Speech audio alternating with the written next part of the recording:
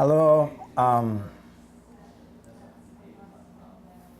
my brothers and sisters all around the world, my co-workers in YWAM, and I just want to wish YWAM a 50th year of Jubilee, freedom. I can really sense God's presence even to be in corner here. Well, I'm Geshom Sikaala. I'm from Zambia, but I've been working in South Africa for about 5 years. And one of the things why I do what I do is when I was 14 years old, I received the call of God upon my life. I was saying, God, what is the purpose of my life?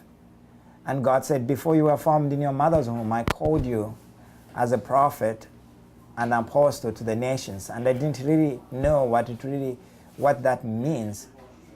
Then he said, I want you to take my healing presence to the world, to the nations, my manifest glory to the nations.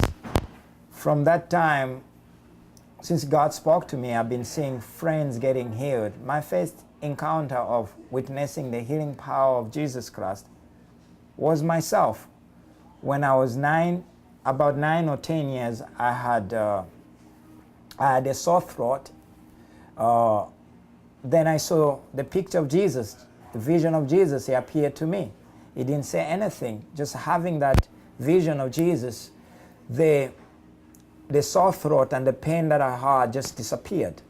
Then I became so curious to say, who is this Yesu? Who is this Jesus? Then somebody gave me a Gideon Bible. Then I started reading about that Bible every day, and such that my teachers said, your English sounds like a Bible English, like a New King James version. I was just pursuing this Jesus that appeared to me in the vision. Then at the age of 14, I started preaching the gospel. And I was in the class. I was doing, that should have been 6th grade or so. My friend, my desk mate, he had problem with eyes. Then I was just reading the book of Mark, chapter 16 and 17 and 18, that says, those that believe in my name shall lay hands on the sick, and the sick shall recover. Then I said, wow. I didn't say anything in my heart. I just laid my hand on my friend's eyes. Then he said, teacher, I don't want to go home. I'm fine. I'm perfectly well. That experience really affected me positively to believe that Jesus does heal. But I didn't say anything back to my friend who got healed. Neither did I say anything to anyone. I just kept it all to myself, just pondering and thinking about it. From that time on, I've seen hundreds and hundreds of people getting healed in the street, getting healed in the marketplace. It's just amazing. Recently now, I'm visiting America. I was just in an Allmark shop. I met a lady. She was crying, saying, my head is paining. Then I said, can I pray for you? I just prayed for her, and she got healed instantly right here in California in America. Well, I was thinking miracles only occur in Africa. Wow, it's happening also in America. That proves that the gospel is the same. One time I had a vision of going to Germany in 2006 to go and watch football first and also go and preach the gospel. But my main goal was to use that opportunity of the football and preach the gospel. And when I just arrived, people discouraged me and said, well, here in Europe, you cannot experience any miracle because it doesn't just happen. In Africa, yes, we have heard of a lot of stories. Then something inside me cried out. I said, if the God of Africa is the same God of Europe, then I must see him working here in Europe. And I met this Russian lady. She had swollen legs. She couldn't walk for, I don't know for how long, but for quite a while, for some years. I prayed for her and I said, walk in Jesus' name. And she walked and she was perfect all right. And that proved people wrong, that Jesus does work miracles. Why am I talking about miracles? That was never my focus or healing. My focus was to just love Jesus. As a result of loving Jesus and walking with Jesus, I've experienced miracles and healings, and which backs me up, which says, these signs shall follow those that believe. And indeed, I'm a believer, and I'm seeing those signs following. Even here in Kona, just a DTS student challenged me and said, I don't have finances to go out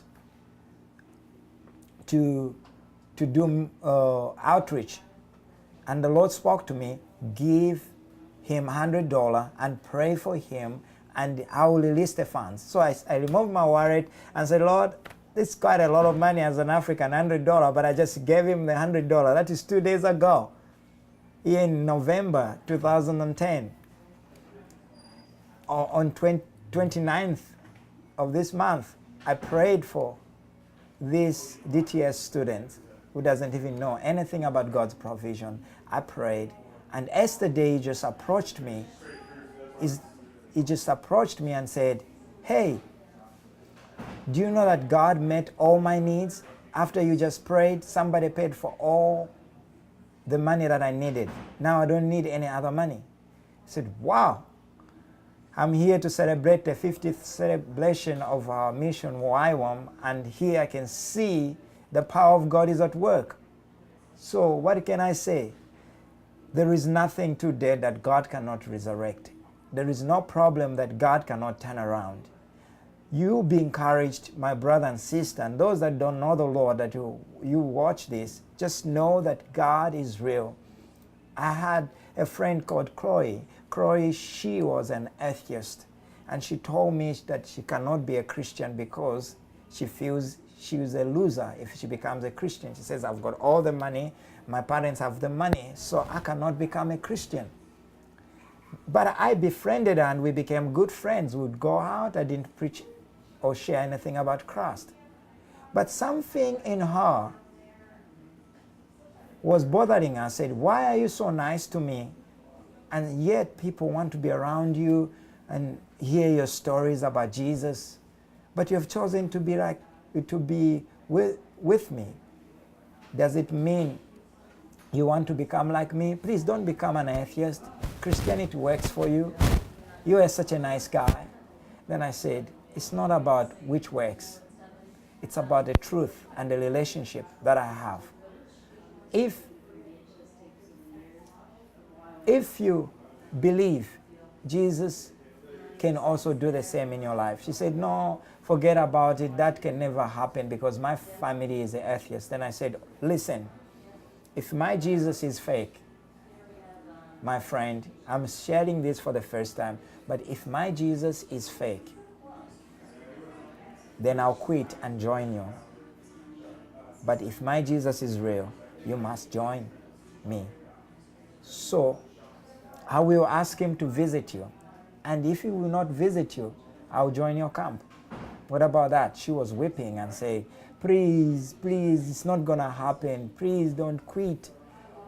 Wow, 2 weeks later, I received an email from her. I said, Jesus visited me. I'm now born again. Then I said, you are killing. You must be joking and trying to make me feel good. No, I am a Christian. I even bought the Bible. I am saved. I'm so glad that Jesus is in my heart. I said, really? She started preaching to me. She's an atheist.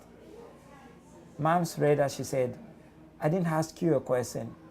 Can Jesus provide a job for me? I want a job with a UN, but I'm not qualified for it. Do you think Jesus can provide? I said, oh, sure. Ask him. I will not pray for you, but ask him. But meanwhile, I prayed for her honestly in my heart. I said, God, please, she's new. Do something. Answer her prayer. That was my only prayer. But I didn't pray for her direct. And 1 week later, we were chatting online. She's from Switzerland. She said, I got a job. I don't know how, but I got a job. As I'm speaking today, Chloe, she's working with the United Nations. Jesus' power is still the same as it was of old. So it is for today. That's why I'm a youth with a mission. That's why I want to go to the nations and take this healing presence of Jesus and see everybody saved, because Jesus' power is unlimited power and He still saves, and nothing is too difficult with Jesus. Based on my personal experience and what I've heard about other people and what I've read in the Bible, that Jesus does answer. May He answer you today. Thank you.